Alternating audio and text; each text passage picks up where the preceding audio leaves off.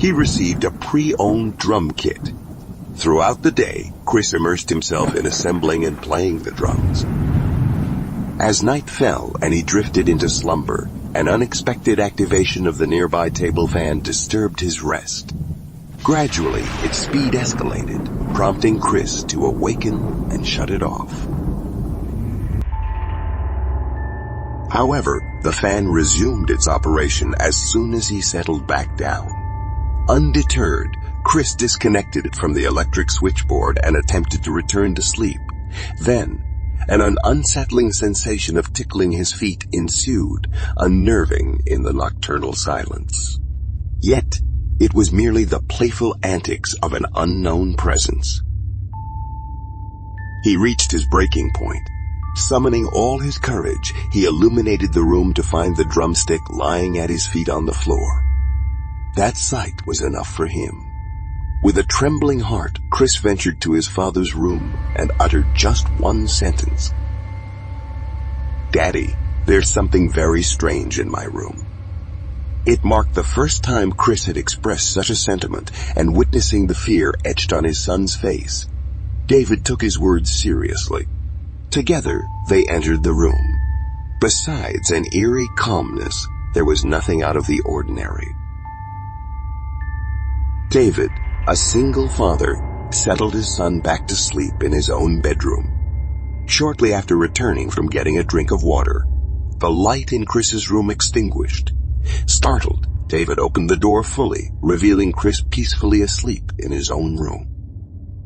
David distinctly recalled tucking Chris into bed in his own room earlier. The situation seemed perplexing. Without hesitation, he scooped up Chris and, flicking on the light switch, exited the room. Suddenly, a voice echoed from behind. 9-year-old Chris lived in the house with his father, David, as the only inhabitants. After excelling in his class exam, Chris was rewarded with a second-hand drum set.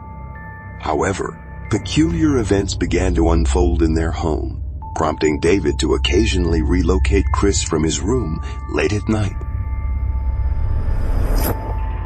As David escorted Chris to his room, just as they were about to shut the door, a voice emanated from within. David disregarded the noise from Chris's room and proceeded straight to his own, deep in contemplation. Whatever the source, it could wait until morning. After settling Chris into bed and ensuring his son was fast asleep, David retired to his own room. However, sleep eluded him. He turned on some calming music, but it still took him some time to drift off. Suddenly, his slumber was interrupted by the sound of someone sobbing. Hastily illuminating the room, David discovered Chris perched on the windowsill, tears streaming down his face. Concerned, David inquired, "What's wrong, son?" Chris replied, "Dad, there's a voice coming from the next room. There's a ghost there." With sincerity in Chris's words and fear evident on his face, David had no choice but to investigate further. As David pressed his ear against the wall, a chill seemed to creep through his limbs. Drawing nearer to the adjacent room's partition, the rhythmic beat of drumming became unmistakable. Yet, as soon as he withdrew, the sound dissipated. Stepping cautiously into the adjacent space, he found it devoid of activity. Returning to his room, he discovered Chris serenely asleep, a reassuring sight amid the mystery. Despite his exhaustion, David found sleep elusive, opting instead to sit by the lamplight, contemplating the inexplicable events. His sole concern was for Chris's well-being, as he was his sole companion in the world. The night passed in quiet unease, but with the break of dawn, the stillness shattered under the persistent rhythm of drums. Chris was nowhere to be seen. Upon entering Chris's room hastily, David observed that Chris's eyes were bloodshot, and his hands bore bruises as though the drumsticks or some external force had inflicted grievous harm. Rushing to Chris's side and embracing him, Chris suddenly lost consciousness and slumped to the floor. With his collapse, the tumultuous sound ceased, leaving nothing but an eerie silence in its wake. Following Chris's academic success, his father gifted him a second-hand drum kit, marking the beginning of a series of strange occurrences. David's sleep was disrupted by the sound of drumming emanating from Chris's room. Upon investigation, he discovered Chris with red eyes and bruises, seemingly self-inflicted from the drumsticks.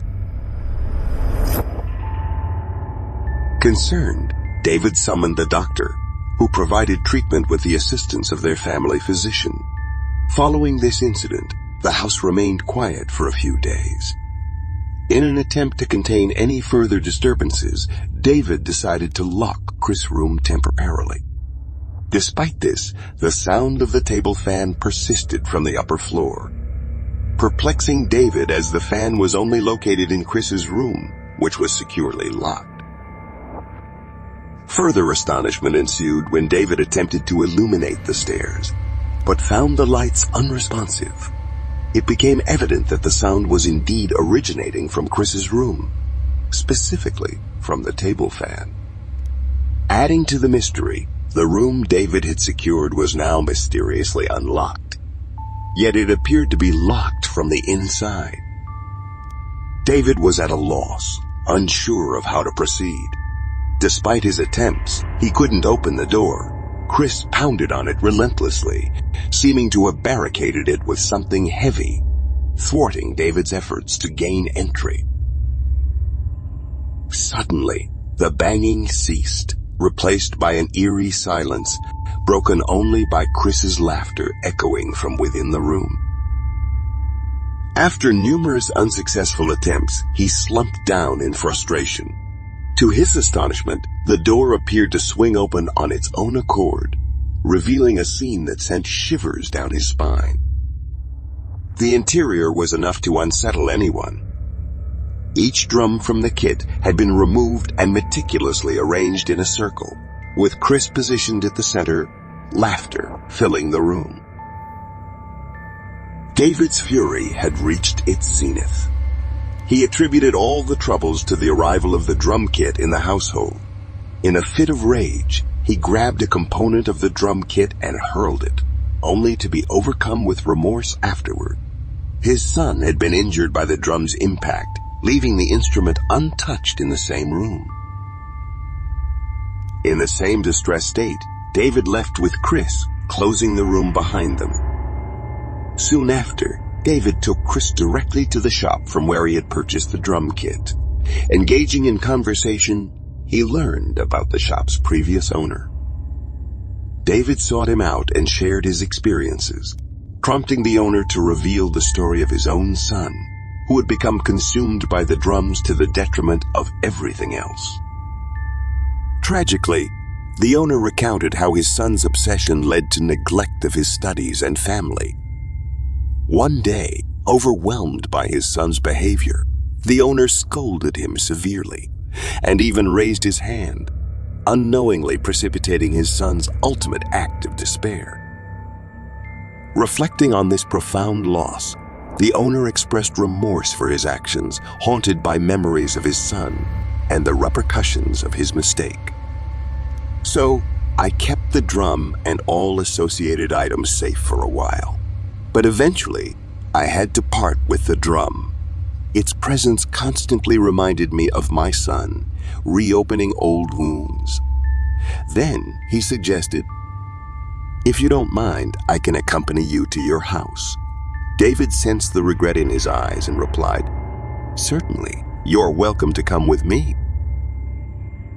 Upon arrival, an eerie sensation lingered outside the room, as if someone unseen awaited within. Upon entering, it became apparent that a presence indeed resided there. Objects were inexplicably falling from the walls, and the once intact drum now lay shattered. The sight bewildered David, Chris, and the drum's previous owner.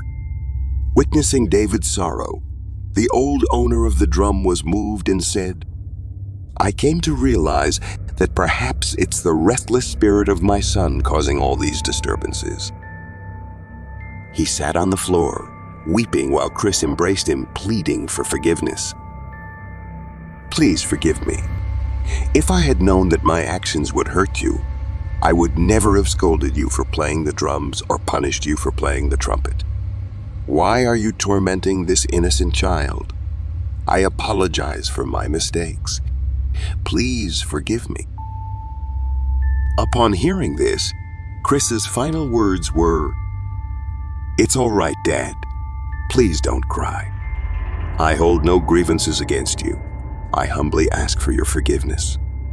I will never return to trouble anyone again." With these words, Chris collapsed unconscious.